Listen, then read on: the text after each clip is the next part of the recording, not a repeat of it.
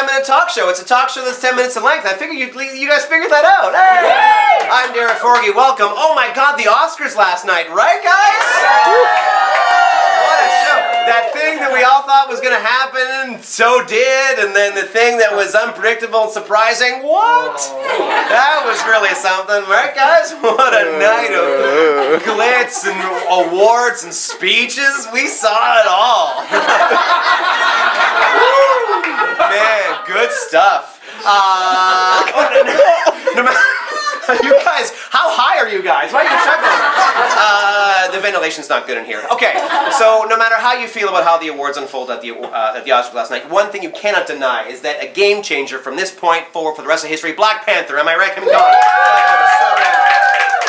So damn good. I can't believe it's been almost a year since it's been out. My wife and I actually went when it opened, and my wife has a tendency to get caught up on little details, so we left the theater, and I'm like, oh my God, greatest movie, so good. And she's like, yeah. And I'm like, what's the problem? She's like, I don't know. I'm like, what is it? What's the problem? She's like, I just don't like how the rhinos were depicted. I just don't like...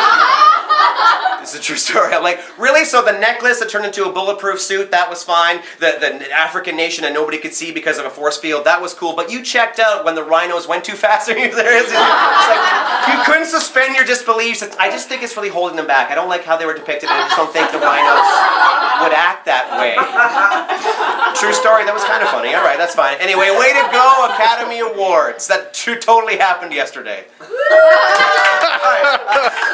Hey, speaking of international sensations, let's meet your first guest. She has got a monthly show at Second City called Immigrant Stories, and it's also a really good Led Zeppelin song. No, it's not. It's Immigrant Song.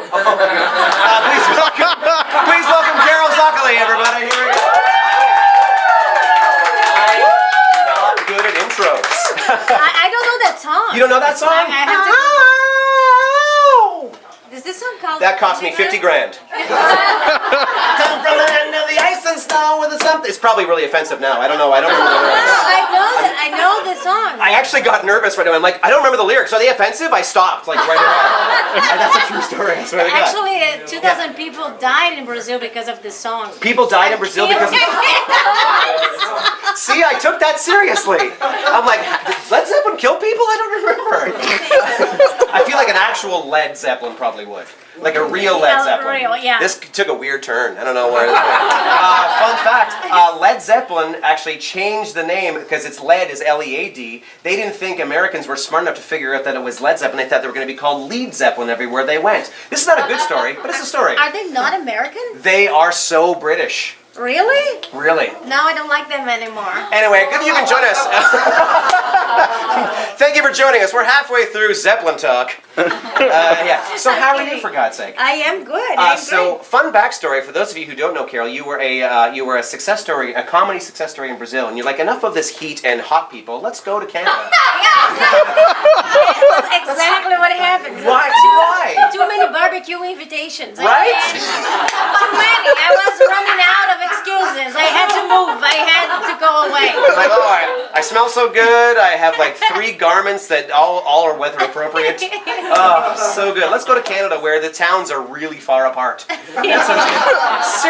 Seriously, I'm not even a little bit joking. What made you make that move? Well, sheet economy. You don't have an answer. I have so many answers. Oh, okay. Sheet economy, fascism. So far, I'm with you. Shitty listening.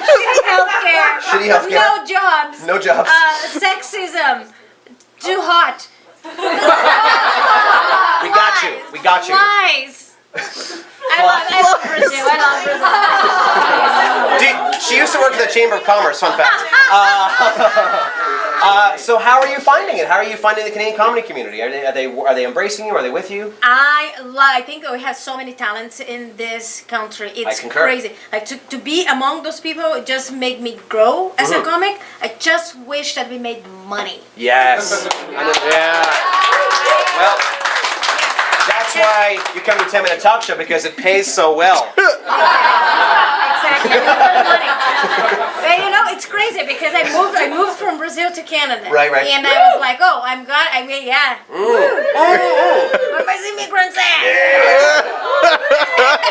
All over this room. Yeah. And Yeah, and I was like, of course, I'm going to Canada. I'm gonna have a better life, and I actually make more money as a comic in Brazil than in Canada. That is shocking. How is that possible? That's crazy. Okay, so I do want to ask you, what's I mean, because you know comedy in 2 languages. So is there a joke that is tried, tested, and true in Brazil and Canada, like a joke that is so reliable, so solid that you can do it in like Port Perry, it lands in Northern Ontario and it also lands in Brazil? What's a joke that's really tested and true for you? Yeah, so when I moved here, I threw away all my material. I started from zero. Okay, all right. Because you have to it's a different culture, Sure. different audiences. But when I go back now, I actually translate my English jokes to Portuguese. Okay. And some of them work. Yeah? Yeah. Okay. So, and have you brought a Portuguese? That one landed hard. That was good. So, what Portuguese joke have you brought here that did not do well? Do you want to share? Because comics love self-pushing you. I didn't try. Like you didn't try. Okay. I threw away all my material because I was fucked already. Right? I had to start anew. So I'm like, you know what? I'm gonna really start from zero. I respect that. And to be honest, my English was not that good for me to go translate everything. I didn't have that, you know. At the beginning, my jokes are more like, oh, hello everyone.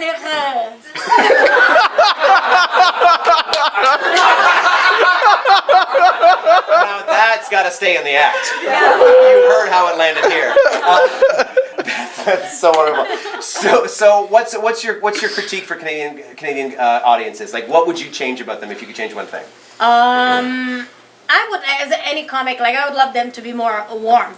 Okay. Well, that's climate change is taking care of part of that. So that's something. But just I thought I was Bombay for almost 2 years. Okay. Because in Brazil, people are very noisy. They make noise if they like your joke. Right. Yay!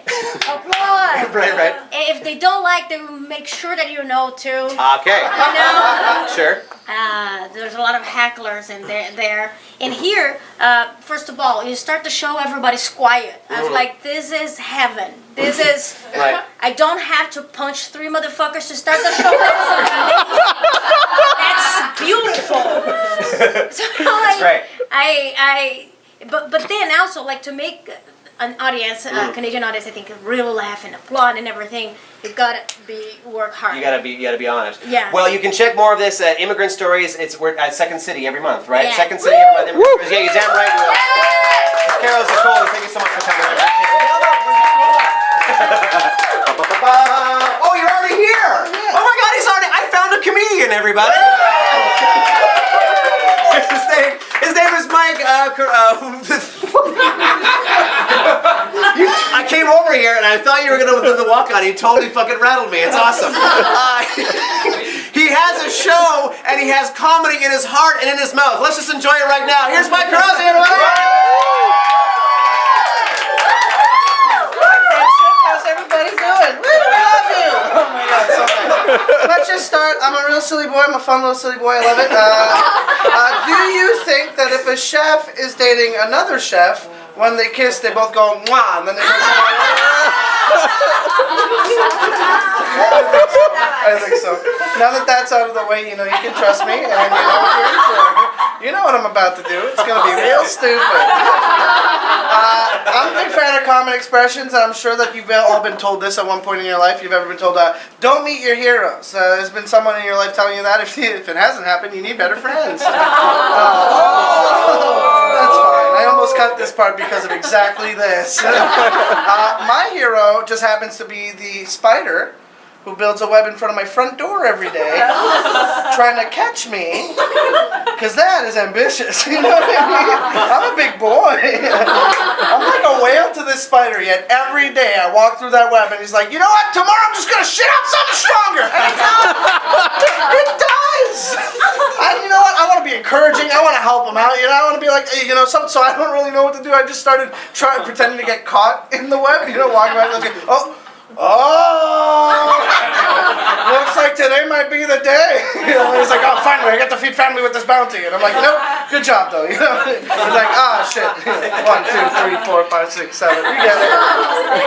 You know, and you probably want to, hey, Mike, why this spider? Let me tell you why this spider. The spider, because it knows what it wants. Dedication, perseverance, tenacity. It knows what it wants. It wants me. I love it. Okay? But I do have to say that this story has a bit of a tragic ending. I accidentally skilled my spider daddy. I did. I accidentally skilled my spider daddy. No, don't worry about it. It's okay. It's okay.